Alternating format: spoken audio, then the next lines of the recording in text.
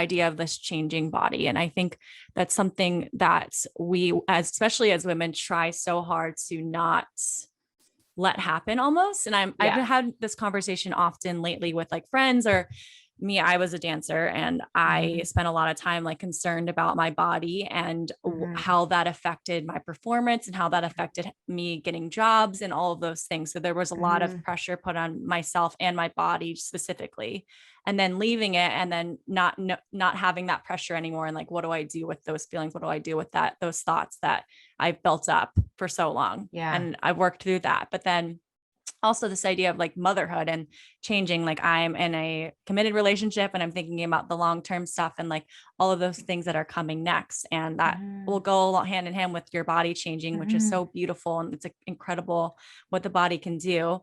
But there's like that power around pregnancy and all of that. But then after that postpartum is where we don't really talk about it so much. We do now more, but then it's kind of, there's like the shame put around that post body, that post-pregnancy body, like the idea of like a woman needs to snap back and get back in it and the power put in that. So can you just talk me through like your experience with that and like breaking down your shame around your body and like how you got to this place that you're at currently of like accepting the stretch marks, looking at them as like beautiful and all the things that you do incredibly. Yeah, like I said, 3 kids by 25 and living under the world conditions the same as you, where, we are told and repeated to that our goal is essentially to look like our 12-year-old selves. Yeah. If you think about it, that's essentially the goal. Just stay who you are as a teenager. And my husband one time said this, like really, he said it like it's such in passing, and it just like hit me like a ton of bricks to the chest.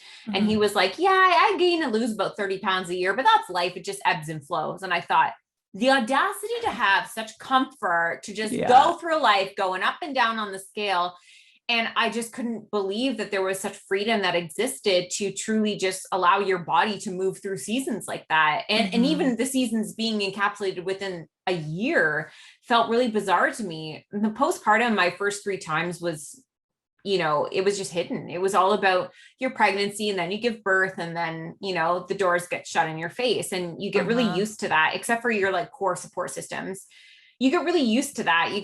And I think that's why a lot of people really enjoy pregnancy, because there's a lot of attention. There's a lot of like, congratulations. There's so much joy all the way built up until you have that baby in those first couple days afterwards. And then it's like the magic just disappears, and you're now exhausted holding this baby who is eating from your body with stitches in your vagina, with, a belly that's overhanging the underwear that is like literally disposable. You've got pads the size of Texas.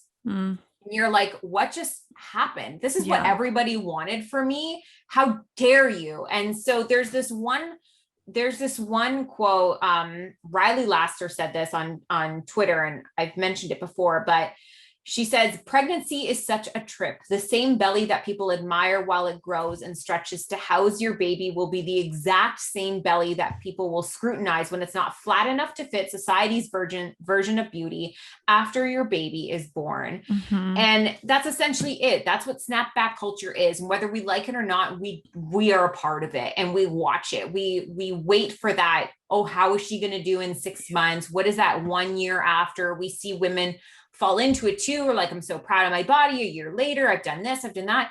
And the problem with this is incredibly nuanced. For some women, breastfeeding causes them to lose weight. Some people, it causes them to gain weight. For some women, they've got babies that don't sleep through the night for a year. So you're running on exhaustion. Try working out when you've had literally 3.5 hours of sleep. It's not even safe. Try, having some babies nurse on a schedule or are bottle fed, and some babies, you are there all day long. You're just constantly with them. Try and make a good, healthy meal during that. You're grabbing what you can grab and you're eating what you can eat. To have the pressure on top of that, to feel like shit about yourself because you're not performing enough when you're like, I've given everything. How dare you? So I think what we all have to remember is it's such an ebb and flow moment. This is not a point in time where I will give up, because it's really hard. It's really, really hard to be in a place where you're losing sleep, when you're losing your life that you once had.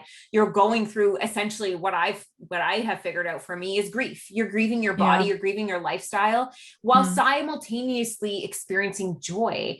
And I remember when my daughter was born and all of my worries around what my body was going to look like afterwards, all this pressure and the snapback. And, obviously I was like committed to sharing it all. And I remember just looking at her and I just burst into tears, because I was like, what the fuck does any of it matter? Like, she's here. She's what is the purpose. Like, this is it. And I have to show up for her. I can't miss out. I can't do to her what I did to my 3 older ones, which, like, this is what I always say to people, like, you only get one shot at this stuff. You only get these moments, whether it's like intimacy with the partner, or it's, going to the beach with their friends, or it's experiencing the world with your children. We get one go at this. Mm. How dare people put you to feel so small that you feel like you don't deserve to show up in your own life. So fuck it. My belly is loose. My breasts are leaking. We're doing I'm exhausted, but I want to show up and I want to exist in my life. And so if I need to do that in the messiest way and show it, but also in the most beautiful way and show it, I'm going to show up.